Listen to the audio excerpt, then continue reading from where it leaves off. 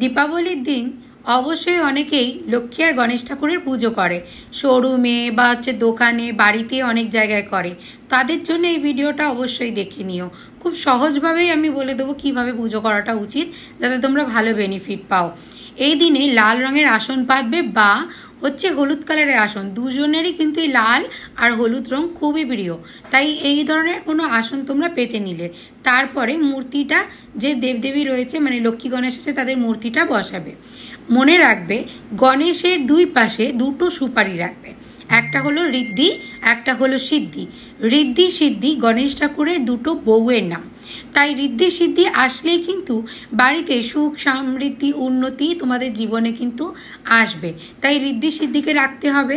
সুপারির মধ্যে কিন্তু প্রথমে হলুদের ফোঁটা ঠিক এই আঙুলে দেবে, রিং ফিঙ্গার দিয়ে। তারপরে এই রিং ফিঙ্গার দিয়ে কিন্তু সিঁদুরের ফোঁটা দেবে, ঠিক আছে? এবং দূর্বা কিন্তু অনেক গণেশ ঠাকুরকে দিতেই হবে। তাই 7খানা দূর্বা ভালো করে ধুয়ে নেবে, বেছে নেবে পরিষ্কার করে, সেটা হলুদ সুতো দিয়ে ধাগা দিয়ে বেঁধে তারপরে সেই দূর্বা কিন্তু গণেশজির হাতে দিয়ে দেবে। এদিকে মা লক্ষ্মীকে বসালে মা লক্ষ্মীকে অবশ্যই সিঁদুরের ফোঁটা দেবে। প্রথমে হলুদের ফোঁটা এই রিং ফিঙ্গার দিয়ে দেবে, তারপরে সিঁদুরের ফোঁটা দেবে। মায়ের কাছে ধানের ব্যবস্থা রাখবে, মানে একটা ছোট্ট ঘটি নেবে, তার মধ্যে অল্প একটুখানি ধান দেবে, কড়ি দেবে, সুপারি দেবে, কাঁচা হলুদ দেবে, একটা টাকা দেবে, দিয়ে সেই ঘটিটা মায়ের কাছে সামনে কোথাও রেখে দেবে। পাশে সিঁদুরের কৌটো অবশ্যই কিন্তু রাখতে ভুলো না, এগুলো কিন্তু রাখতে হবে।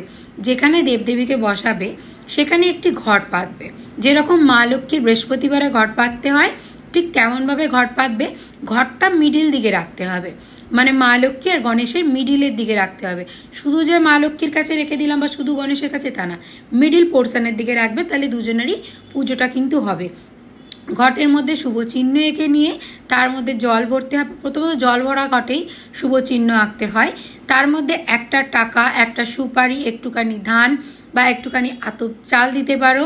তার মধ্যে কাঁচা হলুদ অবশ্যই দেবে, একটা কড়ি দেবে। তারপরে আমের পল্লব ভালো করে ধুয়ে পরিষ্কার করে সিঁদুরের ফোঁটা দিয়ে রাখবে।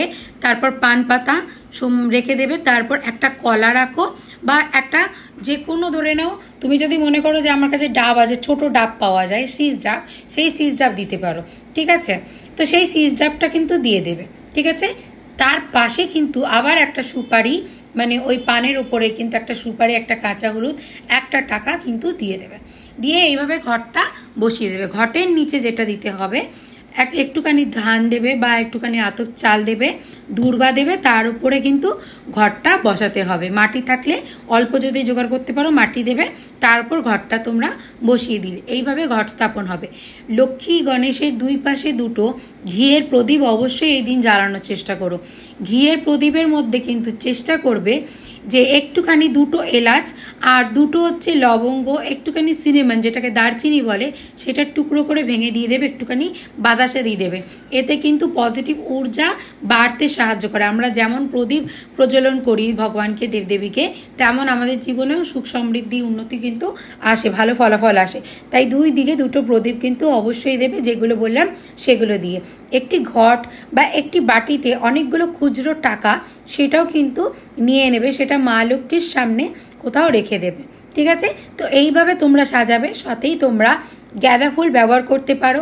মা লক্ষ্মীকে অবশ্যই তোমরা পদ্ম ফুল দিতে পারো, গোলাপ দিতে পারো, তবে গোলাপে কাঁটা যেন না থাকে, সেগুলো ঠিকঠাক বুঝে দেবে।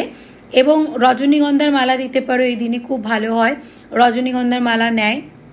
জুঁই ফুলের মালা মা লক্ষ্মী এবং গণেশজি দুজনেরই খুবই প্রিয়, তাই জুঁই ফুলের মালা দিতে পারো। এই দিন অবশ্যই পঞ্চ প্রদীপ দিয়ে আরতি করতে হবে। এদিন ধুনোর ব্যবস্থা রাখবে, লোবানের ব্যবস্থা রাখবে, কর্পূরের ব্যবস্থা রাখবে। কর্পূর এগুলো দিয়ে কিন্তু সুন্দর করে আরতি করতে হবে। পাশে সাথে কিন্তু 5 রকমের গোটা ফল রাখার চেষ্টা করবে যে আলাদাভাবে মোদক বা লাড্ডু বা মিষ্টি জাতীয় কোনো কিছু জিনিস যেটা গণেশজি খেতে ভালোবাসে সেগুলো রাখার। মনে রাখবে গণেশজি আর লক্ষ্মী ঠাকুর দুজনেই কিন্তু তুলসী পাতা নেন না, শ্রীহরি নেন, মানে নারায়ণ ঠাকুরের যত অবতার আছে তারা তুলসী নেন, মা লক্ষ্মী তুলসী নেন না। তাই মা লক্ষ্মীর পুজো তুলসী ব্যবহার হবে না, ওদিকে গণেশজির পুজোতেও তুলসী ব্যবহার হবে না। তাহলে কি দেবে? বেলপাতা দেবে। বেলপাতা ধুয়ে পরিষ্কার করে নিয়ে তাহলে সেই বেলপাতা দিতে পারো। এইভাবে তোমরা কিন্তু পুজোটা করবে। প্রথমেই যেটা করবে, পুজো যখন করে নিচ্ছ, যখন সব কিছু সাজিয়ে নিচ্ছ, হাত জোর করে প্রথমেই গণেশজিকে স্মরণ করবে।